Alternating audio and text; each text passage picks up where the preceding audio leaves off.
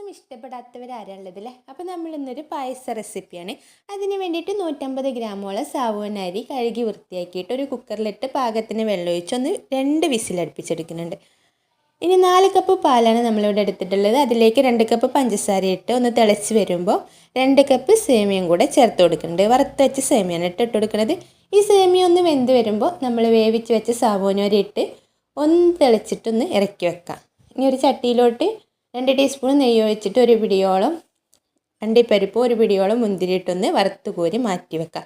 അതേ നെയ്യിൽ ഒരു 1/2 കപ്പ് പഞ്ചസാരയും കൂടെ ചേർത്തൊന്ന് കാരമൽ ചെയ്തെടുക്കുക. ചെറിയ തീയിലിട്ടിട്ട് കാരമൽ ചെയ്ത പഞ്ചസാര നമ്മൾ പായസത്തിലോട്ട് ഒഴിച്ചിട്ട് അണ്ടിപ്പരിപ്പും മുന്തിരിയും മുകളിൽ ഇട്ട് കൊടുക്കുക. 1 ടീസ്പൂൺ ഏലക്കാപ്പൊടിയും കൂടെ ചേർത്ത് നന്നായിട്ടൊന്ന് മിക്സ് ചെയ്ത് കൊടുത്താൽ കാരമൽ ചെയ്ത സേമിയ പായസം ഇവിടെ റെഡിയായി. അടിപൊളി ടേസ്റ്റാണ് കേട്ടോ. ഇഷ്ടപ്പെട്ടാൽ ഒന്ന് സപ്പോർട്ട് ചെയ്യണേ.